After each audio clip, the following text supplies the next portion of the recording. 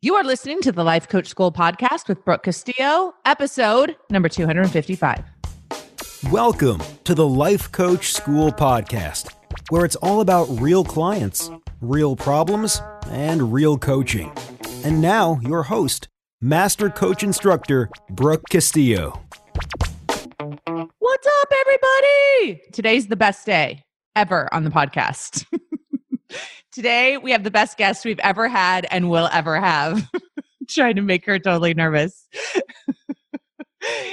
And I can see her because we're recording this on Zoom. Today, I have Krista St. Germain on the podcast, and we are going to talk about the most exciting topic. We're going to talk about grief, you all. Are you excited? Here's the thing. No one wants to talk about grief unless they're in grief. Isn't that true? Like when you're in grief, that's all you want to talk about, all you can focus on, all you can think about. So I asked Krista to come on the podcast and I didn't prepare with her at all. And it's not because I'm irresponsible. It's because what I've noticed lately is that whenever I prepare with a guest ahead of time, all of the best stuff is like in the beginning before we start recording. So welcome to the podcast, Krista. Tell us a little bit about you. Thank you so much. Best guest ever. Will ever be. My specialty is grief. It is what I do. I kind of never really imagined that it's what I would love to do, but it is what I love to do. And it's something that a lot of people need help with. And I got into it because 2.5 years ago, my husband died.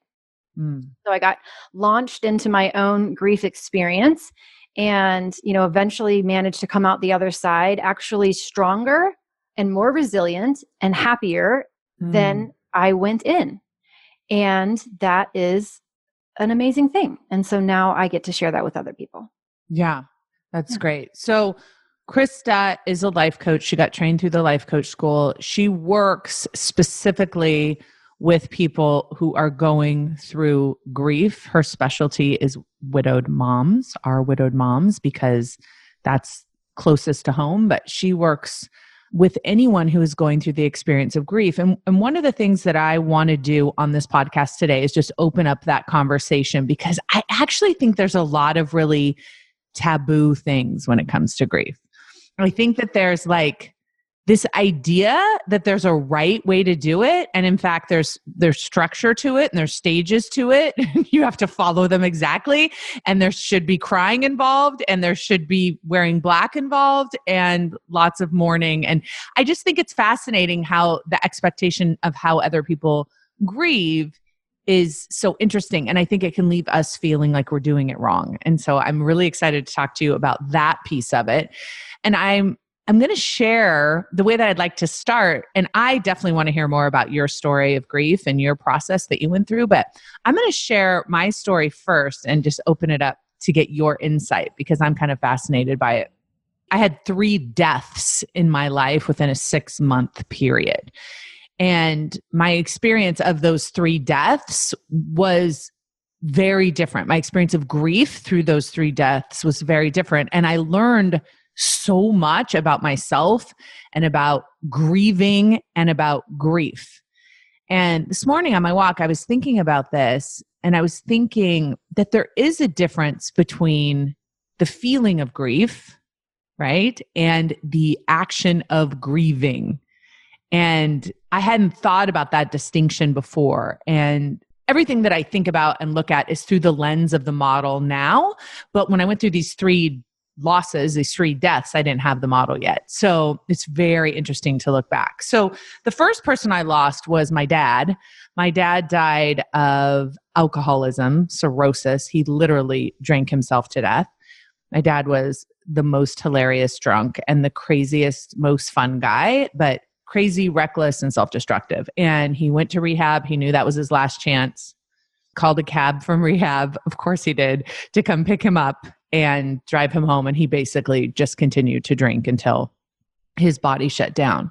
And my experience of his death was really fascinating because I had had such kind of a tumultuous relationship with him my whole life. So I feel like I was grieving my relationship with him previous to his death.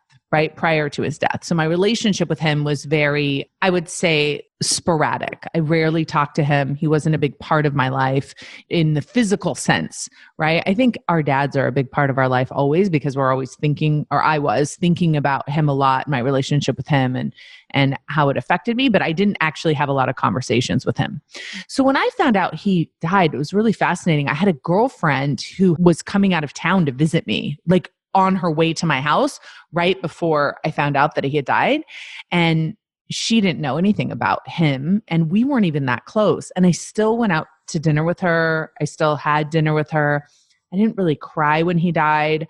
I didn't have like a deep sense of mourning or grief when he died. And yet I feel like I did it right. So that's kind of like looking back on it, it felt like, shouldn't I be crying? Shouldn't I be more upset? Shouldn't I be handling this different? What about the stages? Shouldn't I be yelling at people? Like, I didn't go through any of that with him. And so I'll be curious to talk to you about that in a second, but I want to kind of give you all three and then we'll kind of open it up. The second person that I lost just a few months later was my brother to a drug overdose. And with my brother, we had kind of always spent our time, my mom and I, our family and I, worried about his death, worried that he was going to kill himself. And so when we found out that he had died, when I found out that he had died, there was this very strange sense of peace for me, because it was almost like the worst that could happen did. And there was a relief in not having to worry about that anymore. So fascinating, right? So it's kind of like, although I was very sad to lose my brother and very, very sad that we lost him in such a tragic way, there was also this overwhelming peace that I had, an overwhelming relief that I had, that I could stop dreading the inevitable worry. And my grief with my brother was very tied up with my mother, because I didn't think she was going to make it through emotionally through his death. So there was a lot of mix up there. I cried with him, but I don't feel like I had a really deep anguish and a really deep mourning. I feel like I had, like, I guess would say, an appropriate amount of grief. I was very sad and cried a lot, but it was also a calming sense of peace with his death. Right after that, I lost my dog, my first dog that I ever had that was my own dog, right? We'd had dogs growing up in our family, but I got a dog when I met Chris. When we moved in together, we got a dog and his name was Calvin, and he was a little dachshund. And so we took him everywhere with us. We were obsessed with this dog. This dog literally did not leave our side. We took him everywhere. I was always thinking about him, always loving him. I think dogs are an opportunity to love unconditionally at the deepest level. And I took him on a walk one day and he went to get a drink out of a pool. Of course, I didn't have him on a leash. We were in our neighbor's backyard, walking through our neighbor's backyard. He went to go get a drink in the pool, slipped under the pool cover. I didn't see him and he drowned. And I have to say, to this day, that is the most pain I have ever felt in my life, was that anguish over losing that dog. Like, I could not get out of bed for days. And so I've thought a lot about those three deaths and those three experiences, and how, the loss of my dog was just literally, I could not function. And it wasn't until 2 years later, when I started studying coaching and learning about coaching, that I heard Byron Katie say something that really set me free from the pain of losing my dog. And the thought she gave me was that everybody dies right on time. And I don't know why, I don't know how, I don't know when, but immediately I felt healed of that pain. When I look back on it now, I think what's so interesting about the pain of losing Calvin, my dog, was that it was so riddled with shock and regret and blame that there wasn't this pure, open, healing grief. Right. And so I'm like fascinated that grief isn't just, I do believe that grief is one of the emotions that we want to experience when we lose someone, and that it can be very healing. But when we mix it in with arguing that it shouldn't have happened, which is what I was continually doing 2 years later, we cause so much unnecessary pain that isn't grief at all. And so I would love to hear kind of your perspective on me as a person who grieves. And I'm sure you've had this experience too, right? With your clients. Like, it's not just grief. Grief feels amazing and purifying and processing. And when there's this arguing with it, I feel like it prevents it from being healing. So what are your thoughts? Yeah. So I think what you're articulating, the way that I articulated, is we're talking about there's pain, right? And that's what we expect to have in life. And then there's suffering, which we create with our thinking, right? So grief is what it is, and we get to make it better or worse with our thinking. Yes. Right. So anger is like, I hear clients all the time that are feeling angry. And if anger was all they were feeling, that's a totally normal, natural, common part of grief, right? Right. And then they make it so much worse by judging themselves for being angry. For being angry. Now, are they angry that the person died? You name it, right? That sometimes they're angry at the person. Sometimes they're angry at themselves, the circumstances, woulda, shoulda, coulda. Sometimes they're angry at God. Sometimes they're angry that they lived. Like, whatever it is, it doesn't really matter. Oh, that they personally lived and the person died. Yeah, you name it. And grief is so different and so unique for every individual.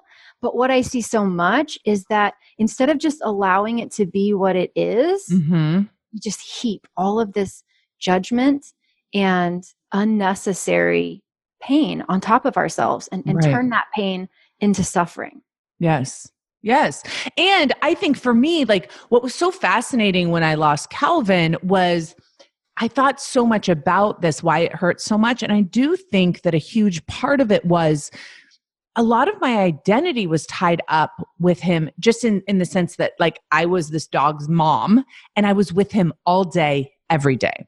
So the experience of losing his presence in my life in a kind of a physical way, I think was so much more traumatic than losing my dad, who wasn't in my life in a physical way at all. And so I think I still was able to maintain a relationship with my dad even when he died. Like, our relationship didn't change very much, right? When he was alive or dead, because I was still having lots of conversations and thinking about him. Whereas my relationship with my dog, and you know, I almost want to say you can't compare the life of a dog to a human because human life is more valuable. But I actually don't believe that for myself, because it's my personal experience and my ability to love that dog was so limitless. And so it made me think, like, what is it that causes us to experience loss on such a deep level? Like, there's so many layers. And I imagine when you lose your husband, you're working with these clients, that is a daily experience, right? You see your husband every day. You're probably parenting children with them. You're talking to them. You're sleeping with them. You wake up with them. It's a very intense physical experience as well as an emotional experience, versus losing maybe a parent who doesn't live with you and isn't in that presence. I'm curious, do you have any thoughts about that? Do you think that has a effect on it? Because obviously that's wrapped up in your identity too, right? You're a wife and then all of a sudden you're not a wife.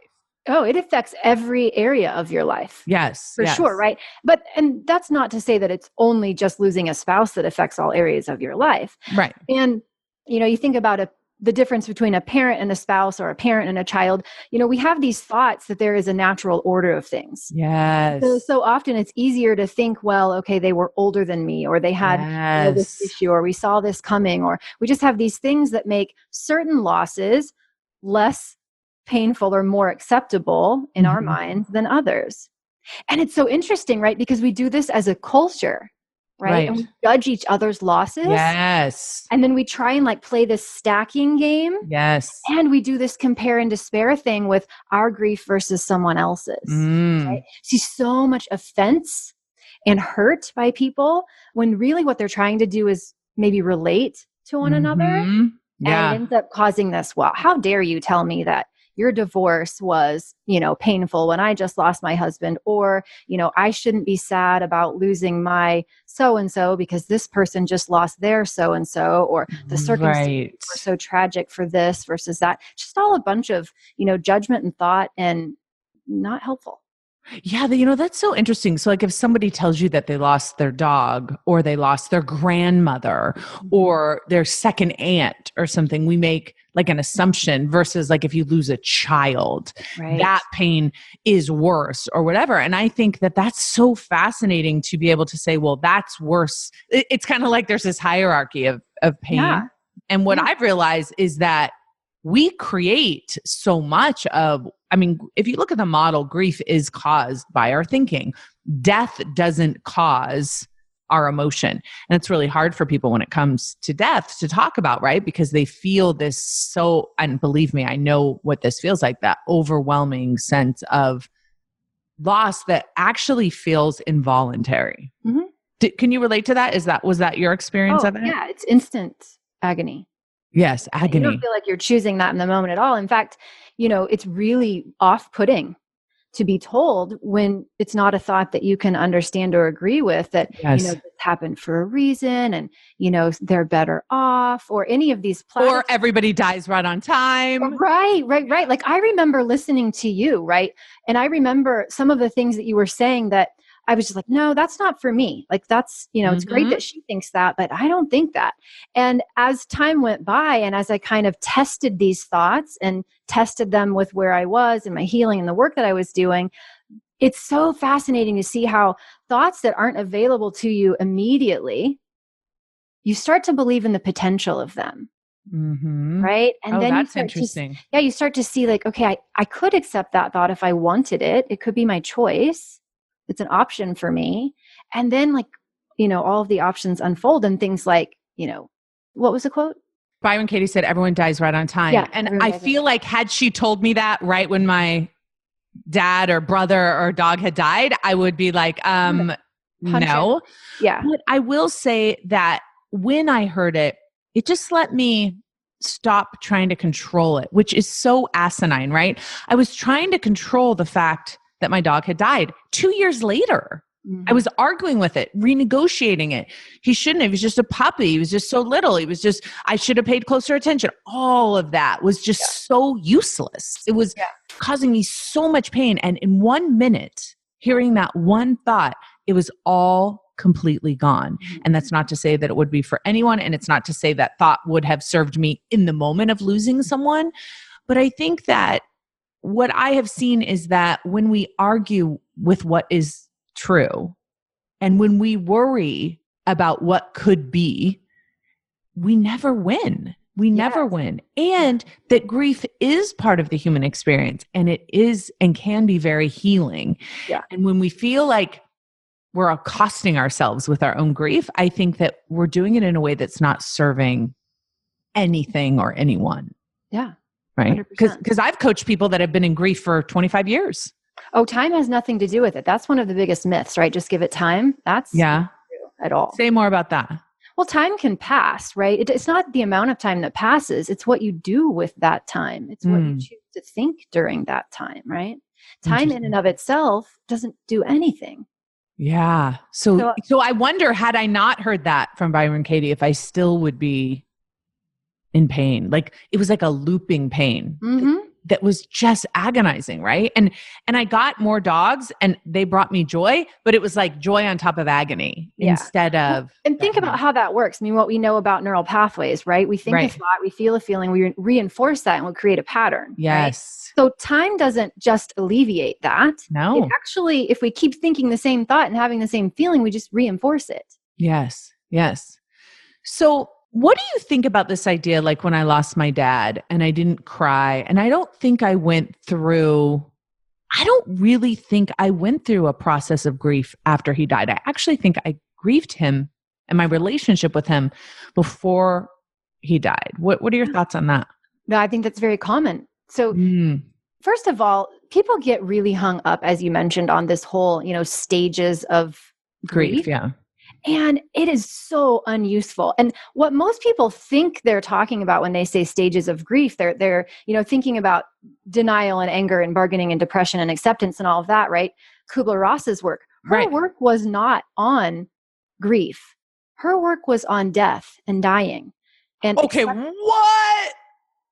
Yeah. Stop it. Let's talk about this, because this is what I was thinking about today. I'm like, wait, death doesn't cause grief necessarily. Right. Right? What causes grief? And then I was thinking about this. I'm like, for me, I think love, like the love that I had is what caused the grief, and death didn't cause it. That like made my mind explode a little bit. So that's fascinating. So her work was on death. Yes. Death and dying. Yeah. The process of fascinating, death, which is different than grief, because we seem to think they're the same thing. Yeah. Yeah, we seem to think there's some sort of linear process that we're supposed to go through, and it's supposed to be in order. And if we skip a step, something's gone wrong. And that's just not true. It's different for everyone. It's unique to the circumstance. It's caused by our thinking. And it's totally okay that we don't put a timeline on it. We don't put expectations, and we all grieve differently based on the situation, on our own thinking. There are tasks, right? There are tasks. I think it's more useful to think about grieving as a process, right? Mourning as a process. Grieving is really the state. Got it. Mourning is the process. And in the context of this conversation, we're talking about grief as it relates to death. But of course, we grieve for many other reasons. Of course, yeah. Divorce, or we lose a job. Anytime we have change or loss, grief is, typically what we get. But when we think about it in terms of tasks that we accomplish during mourning, right? Accepting reality and processing pain, and, figuring out how to live in the absence of the loved one, and finding a way to remember them. It's much more useful to think about what is it that we want to accomplish as we mourn, as opposed to how should we do it? What should we go through, or emotions we have to feel, or much more useful, I think, when we think tasks. And Kubler-Ross, she was not saying. And in fact, that's something she later stated that she regretted. Oh, that's fascinating. So many people used her work to interpret the process of, grieving and mourning, as opposed to death. And, like anything else, if it's helpful, use it. But I think a lot of us use things against ourselves in a way that's totally unnecessary, when we just get to have whatever human experience that we're having. There's not a right or wrong way to feel an emotion. I think it's on both sides. Like, if you don't cry and mourn and take a week off when someone dies, then you're not a good human. Or on the other side of that, if, it's been 2 years, shouldn't you be over this by now? Kind of energy around that. Like, as if there's I remember someone said that to my mom, she lost her son, and somebody said to her, like, isn't it time to move on now? Aren't we moving on? And my mom was like, I will never move on. Like, in her mind, like, that was, what are you talking about? And I do think it's one of the things in life that is such a personal experience. It's like you can have two parents that lose a child, and they're each going to have such a personal experience of grief separately, right? That depends on their relationship with themselves and with their child. I find it amazingly fascinating. So if we have people that are listening and they are struggling with grief, or they have someone in their life that may be struggling with grief, what can you talk to us about that might be helpful? And maybe share a little bit of your experience and what was helpful and hard for you personally. Sure. I think for me, the biggest thing was that all of my hopes and dreams in my mind were wrapped up in my idea of this relationship. Like, I envisioned my entire life, the rest of my life being spent with this person. And the idea of not having him, my secret worry was that the happiness was over. It was gone. That was as good as it got. Yeah. And the best I could hope for is just to, like, get to this kind of new normal. And I thought that in this resigned way, right? Like, well, I guess I can, like, recover, but it won't be as good as it was. Wow. Yeah. It doesn't get better than that. And so for me, of course, my immediate call was to my therapist, right? Like, immediately. And so helpful for me to tell the story. And so I would encourage people, you have to be able to talk about it. You need to be able to just process what it is that happened, be able to tell your story as many times, as often as you need to, until you're okay with it. Wow. Okay. Interesting. And So seeing someone, or even if it's friends, or even if it's, paying witness to your own story through journaling or some other, creative outlet, you'll have to be able to tell it and process it and come to terms with accepting it before you can do anything else, right? And I think so much of it, we tend to think, and I'm really grateful that I had you in my back pocket, right? Because I had been listening to the podcast. And so intellectually, I had learned all of these things that I really hadn't had the chance yet to apply. But I kind of understood this idea that we actually have to process our emotions. Yes. There is no way around. And so often I see people who either want to shove it down because they're afraid it's going to be some big, black hole that they'll get sucked into and they'll never come out of, because no one's ever taught them the skill of how to allow a feeling to be there. Or, in the case of a lot of the moms that I work with, they're telling themselves this well-intentioned lie that they need to take care of their children first. That they'll help their children first and there will be time for them to grieve later. And guess what? Like, that time never comes. Wow. So Yes. Stuffing and stuffing and stuffing. Or, maybe they had to be strong. Maybe it was a diagnosis and they were the health, caregiver, and they were the ones who did all the arrangements. And so it was, grief comes later. And then they really have never allowed themselves to process their emotions. So I think those are some of the main things. And for me, it was the case too. You have to be able to tell your story. You have to learn how to feel your feelings, right? And then you also have to learn, which essentially it's called coping self-efficacy. Which basically what it means is you need to understand what you have the ability to control and what you don't. And you need to believe in your power to exercise that control, which essentially means you need to understand the model. Period. Seriously, you need to understand how the model works. And you need to understand what is the C, what is the circumstance that you can't control, what is the neutral part of it.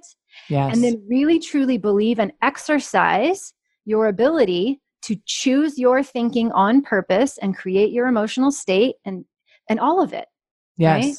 Yeah, because I think that when you don't accept the past as it is, and this is for death or for anything, right? When something has happened that you don't want to have happened, you can spend the rest of your life negotiating it. You can spend the rest of your life surviving it over and over and over again. And it's kind of like what you said when you lost your husband. It was like, okay, now the happiness is over.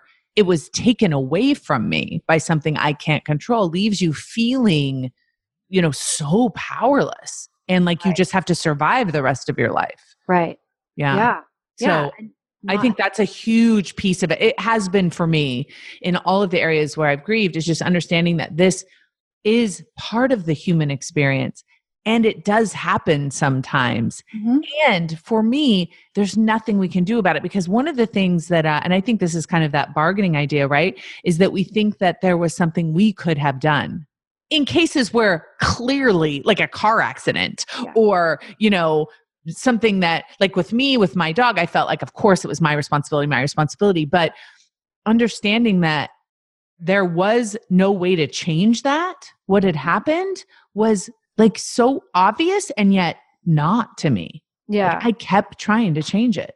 And for me, it was obvious faster, because so Hugo was killed as a result of a car accident, and I had a flat tire and he pulled up behind me, and then he was trying to get my spare tire out of my car, and a driver with meth and alcohol in his system came up and hit the back of his car and trapped him in between his car and my car. So I had this dialogue with myself for a while, but I was able to nip it in the bud pretty quickly, was that I should have pulled up farther on the road. Mm-hmm. Right. I could have gone and had my tires checked before the trip, like, right. All these things that if I should have convinced him to call AAA, because I had a AAA membership, and I should have been more insistent, right? All of these things, coulda, woulda, shoulda.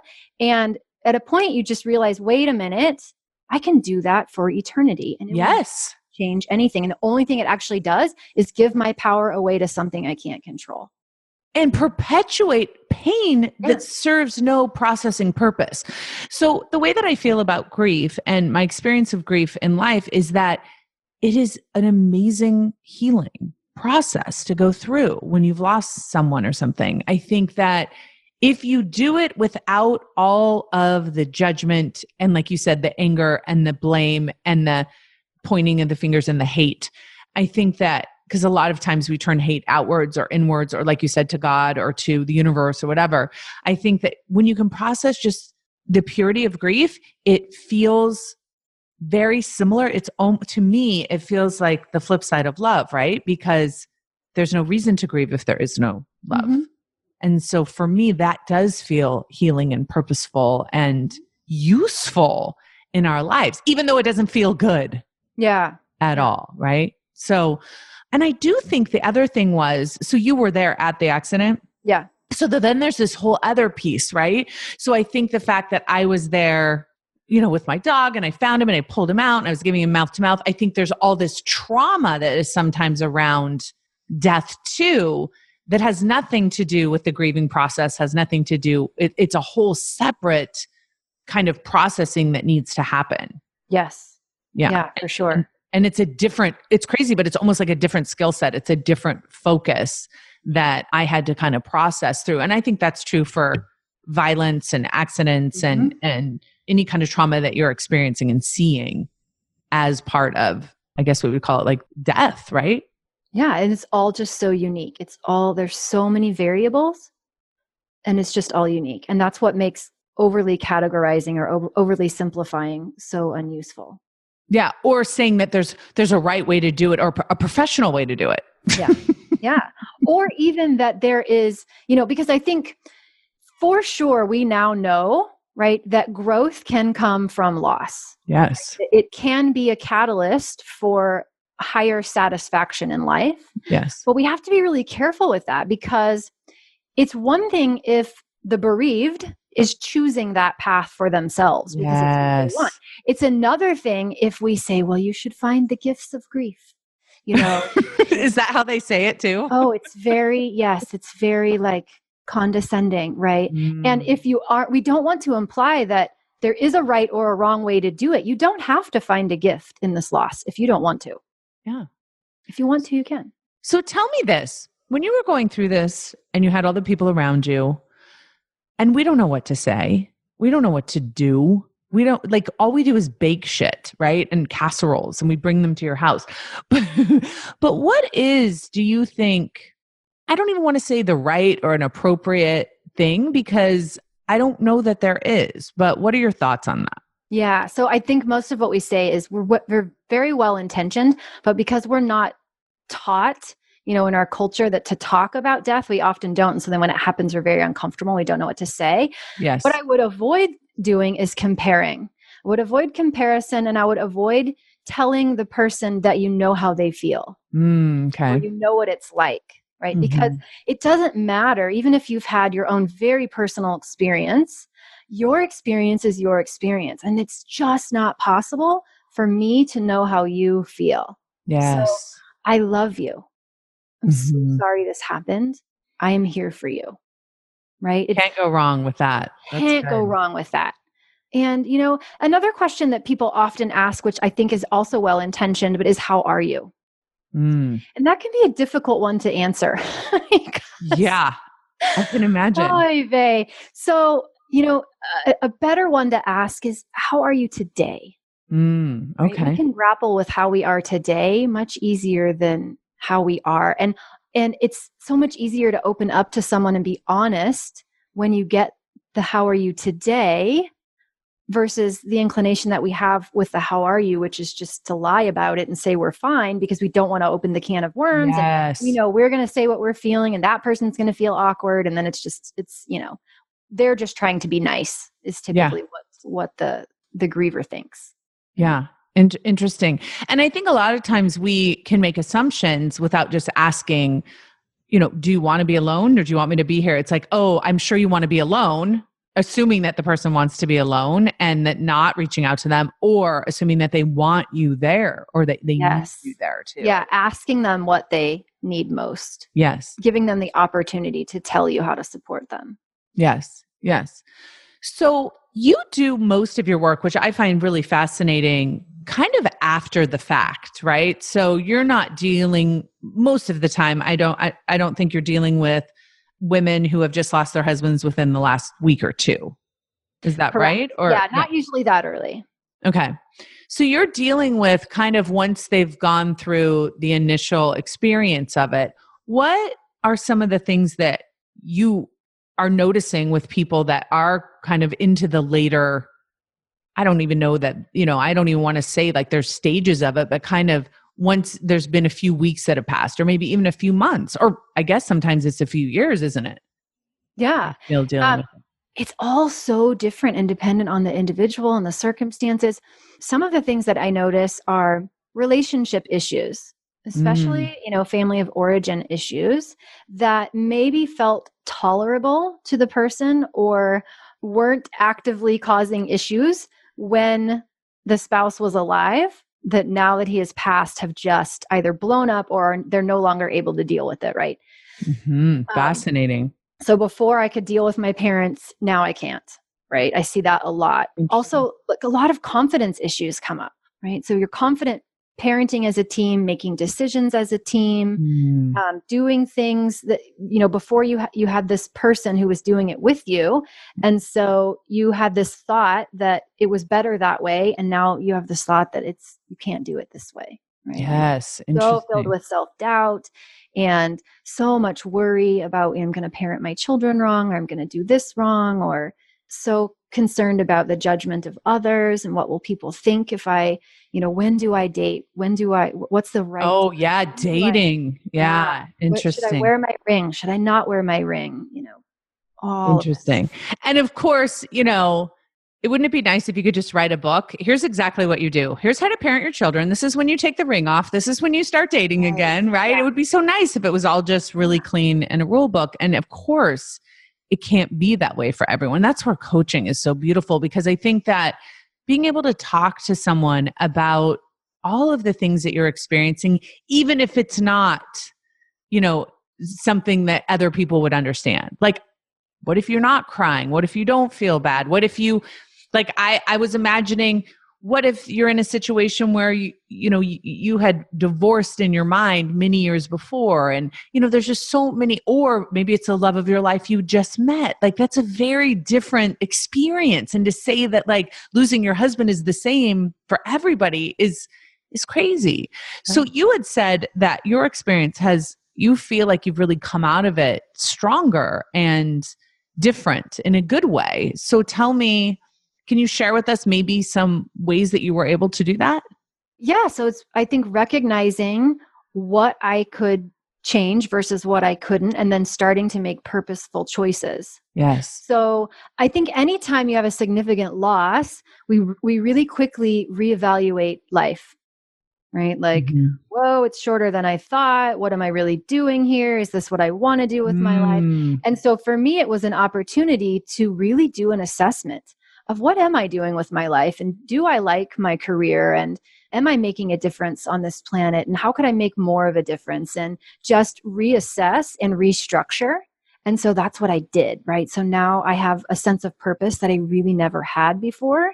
Not that I didn't actually love my job, because I really kind of did love my job, but I love this even more, right? So having that new appreciation for life, having a new appreciation for the significance of relationships, just being genuinely grateful for so much more that I wasn't seeing before. Yes. Yes. I mean, I think too, it's like you just never really know. And I think you can interpret that in a way that freaks you out and makes you afraid all the time, or you can interpret that as it's really a gift, right? Yeah. That you're here. It's really ironic. Yeah. So when Hugo died, when I was in my early 20s, a good friend of mine, a sorority sister, was murdered. She was 25. 4 people murdered at the same time in our city. Very big deal. Very ugly. And we created this camp in her memory, right? It's a camp for kids who are visually impaired. And it was like one of those pivotal moments in my early adulthood where I had the, oh my gosh, life is short. What am I really doing here moments, created this camp in her memory. So that's where we were, right? Hugo and I we were at this camp and we were coming back from it. What? Not kidding, right? So here we are, 18, I guess it was 16 years at the time later after we got this camp. And it's, one of the main things I do. And on the way back from that camp, which we created, to bring meaning to someone else's life and make it bad. And then, the same thing happens. And so you would think it wouldn't be that much of a surprise, I guess, but it still never ceases, I think, to surprise you when something like that happens. Right. Because you go on believing that you are in charge of creating all of it. And in so many ways you are.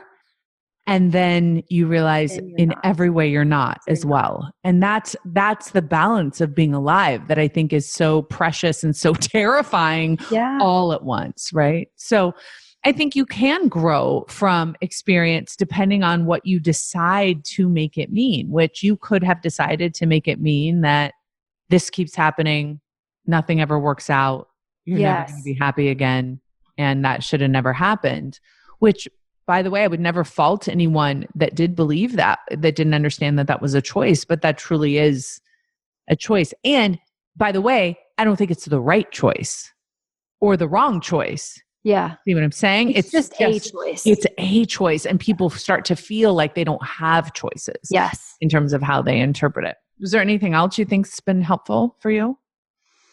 Yeah, just not judging it. I think just letting it be what it is and continuing to make room for it as it evolves, because it's not something that you just go through and it's over. Right. It's not like you ever just reach this point where you don't think about it anymore or things don't crop up. And so I continue to allow myself to have days, like Hugo's birthday was not too long ago. Mm-hmm. I struggled that day. Yeah. But what works for me is just to let myself experience what it is I'm experiencing and not tell myself that I should be farther along or it shouldn't be bothering me anymore or whatever it is. And continuing to talk about our loved ones, right? Because if our relationship really just is our thoughts, then they can be dead, right? And we can still have a relationship with them. And in many ways, that can be very healthy. It's so interesting you said that, because when my brother died, my mother did not want to ever speak his name. She didn't want to see a picture of him. She didn't want to talk about him. She didn't want there to be any acknowledgement. And what's so interesting is in my life, I wanted to talk about him. I wanted my kids to know about him and know about his life, because he's still part of my life, even though he's passed. And I think that's such an interesting thing that I've learned being a coach, is that people can die and we can grieve their death, and then we still have very, very active relationships with them, especially our mothers and our and our fathers and our parents. I've noticed that in my clients so much. And I think when you lose someone unexpectedly, I think there is a relationship. So I think it's interesting to ask yourself, if you are struggling with someone's death and it was, and has been something that's ongoing a struggle with, ask yourself, what is your relationship like with that person? Because I think there is this misconception that your relationship ends. Right. Once they pass, or once you get divorced, or, once there's kind of an ending to the physical relationship, then there is no more relationship. Now, I'm not talking about a spiritual relationship. I'm not even going there. I'm just talking about the thoughts that you're having about your mother who passed away 10 years ago. That is a relationship you're having with your mother. And your relationship that you're having with your husband that passed is a relationship. And you can ask anyone, and I'm sure you know much more about this than I do, but, I read this book by Janine Roth, and she married a man that had lost his wife to cancer. And she talked a lot about how she always felt like it was the three of them in this relationship, right? She felt like it was her and her husband, and then her husband's other wife that he had lost. And it still had such a strong relationship. And I always found that so fascinating. Like, she was still very much alive in the relationship. And she didn't make it sound like it was in a bad way, but I think it's just an important acknowledgement that death isn't really an ending to your experience of that person. And sometimes I think those relationships still need healing. Yes. Have you found that in some of your work? For sure. Yeah. A lot of times there's things, that went unsaid. That people really need to say or communicate, either, through writing or, even just imagining the person is in front of you and telling them what you need to tell them, and really just closing that loop. Yes. And that can still be done even if the person has died. Of course. Yeah. Or feeling like the relationship should have been different, or that like, oh, I shouldn't have been mad that day, or I shouldn't have, had this situation that day. And I think I love the way you talk about it. It's like the relationship isn't over. You can still say what you need to say. You can still have the experience that you need to have. And I think for me, like losing my brother was not as hard as it could have been because we lost him so many times in our mind first. Mm-hmm. Right. And I think the same with my dad. It was different because I kind of grieved my relationship with him as my dad first, that I was able to find peace, I think, in the moment much easier. And I think an unexpected death creates a different kind of experience. We lost Chris's mom. She was in hospice in our house, and it was kind of a long grieving process. And by the time she had passed, it was kind of almost, it was bittersweet, right? Because it was time and she was ready. And then it just like every experience is just so different. And I love to just let it unfold. And I think the most important thing, and this is why we're not having the 3 tips on how to grieve better. That's not going to be useful here because you're going to think I'm doing it wrong. I think my only tip would be, obviously recognize the model and how your mind affects you and how you can make it so much worse by beating yourself up for any reason, but also then just letting your experience be what it is and not judging it in any way, whether you're sobbing for 3 years or you don't shed one tear. I think it can be beautiful. Yeah. And when I think about how we use the model as it relates to, that's certainly a huge portion of it, right? Understanding what we can control and what we can't. But also, we can't overly intellectualize what it is that has happened. Right. Right. Yeah. And we know just from how our brain works that the capacity to use the executive functioning part of our brain after someone dies is diminished tremendously. That's why we talk about this fog that we get. Yes, right? yes. Because our brain is like, what just happened, right? There are changes in our brain that make it very difficult for us to process intellectually all of these things that have happened, and decision fatigue and all of this stuff. And so equally as important as doing the quote unquote work of grief, right, is also just this element of distracting from it. Oh, interesting. Okay. In a healthy way. Okay. In a purposeful way. Not in a I don't want to feel the feelings way. Got it. But in a, your best ideas come to you in the shower kind of thing. Yes. Dogs. Yeah. Yes. It's that kind of distraction. It's like, we don't want to always just focus on what we're thinking and feeling and, really doing the work of grief. We also have to just make space to just exist and enjoy. And whatever that means for the individual is, so unique, but creative outlets and hobbies and continuing to live. And that's equally as important. And I think sometimes, and I'm sure this is where coaching is so useful, is just to know that that's okay. It's almost like, can I have permission to do this my way in a way that works for me? Like, I want to go walk my dogs, and I actually want to go to work, or I don't want to go to work, or whatever. And just knowing that our journey is ours and that's okay.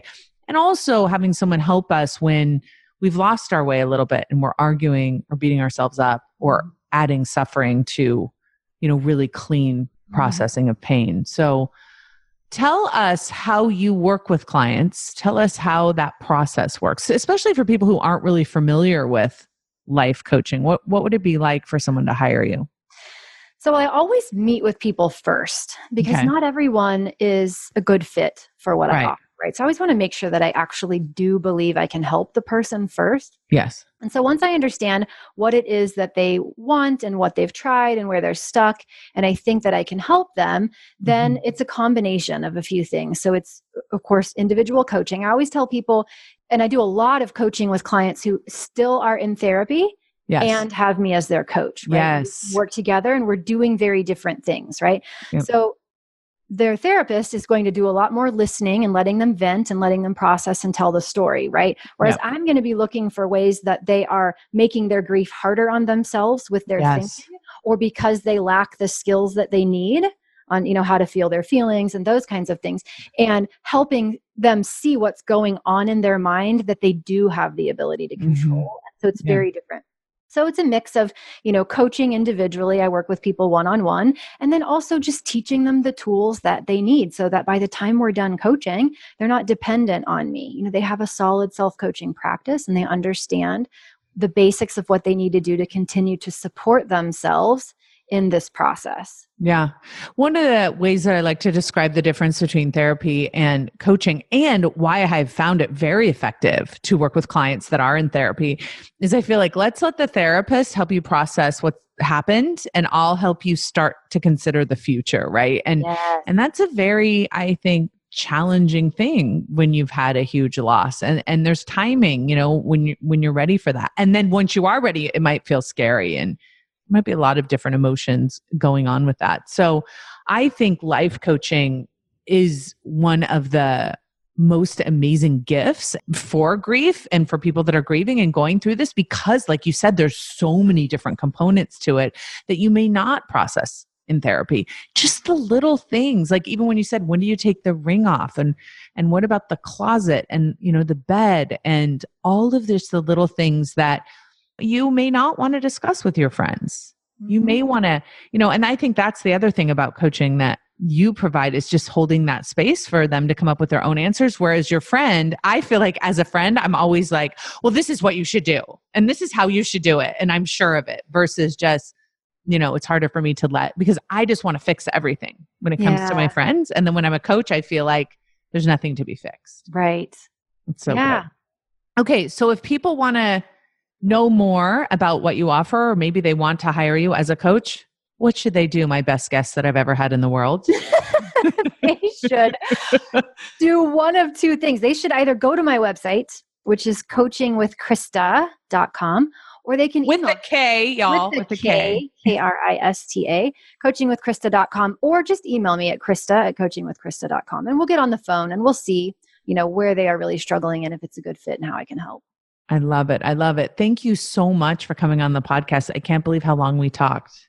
This is such a fascinating, I know, right? This is such a fascinating topic though. And I think it's an important one that isn't breached on a lot of podcasts where there's laughter going on. So yeah, I feel like we could talk for hours on this. Totally. I feel like we scratched the surface. We did. We just opened everything up, and I'm sure that we'll open up a lot of questions for people, and you can just email Krista directly, which I think you're insane. She just gave her email. So give her a go. Ask her any questions that you have. She's awesome. Amazing. I love her. Thank you for being on the podcast. I appreciate you. We'll talk to you guys all next week. Take care. Bye. Hey, if you enjoy listening to this podcast, you have to come check out Self-Coaching Scholars. It's my monthly coaching program where we take all this material and we apply it. We take it to the next level and we study it. Join me over at thelifecoachschool.com/join. Make sure you type in the lifecoachschool.com/join. I'd love to have you join me in Self-Coaching Scholars. See you there.